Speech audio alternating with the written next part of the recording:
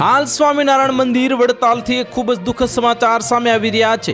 વડતાલ લક્ષ્મીનારાયણ દેવગાદીના આચાર્ય રાકેશ પ્રસાદ મહારાજે હિન્દુ દેવી દેવતાઓની નિંદા કરનારા સ્વામિનારાયણ સંપ્રદાયના કેટલાક સાધુઓને આકરી ફટકાર લગાવી છે। આ તેમણે આવા સાધુઓની મર્યાદામાં રહેવાનો આદેશ આપ્યો છે અને સ્પષ્ટ શબ્દોમાં જણાવ્યું છે કે હિન્દુ દેવી દેવતાઓની નિંદા કરનારા સાધુઓ સમાજમાં કલેશ ઊભો કરે છે।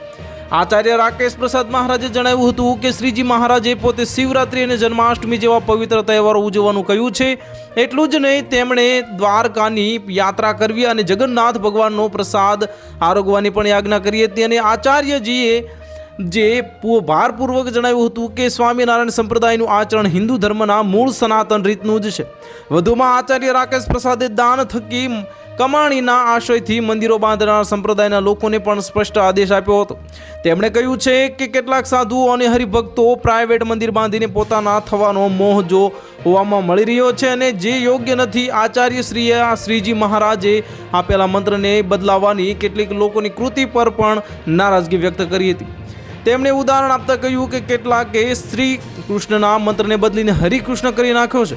આવા બદલાયેલા મંત્રની અસરકારકતા પર આચાર્ય રાકેશ પ્રસાદે સવાલ ઉઠાવ્યા હતા અને આચાર્ય રાકેશ પ્રસાદ મહારાજે ફરી એકવાર દેવી દેવતાઓની નિંદા કરવાના જે સ્વામિનારાયણ સાધુઓને મર્યાદામાં રહેવાનો આદેશ આપ્યો છે અને સંપ્રદાયનું આચરણ હિન્દુ ધર્મના મૂળ સનાતનની રીતનું જ હોવાનું સ્પષ્ટપણે જણાવ્યું છે।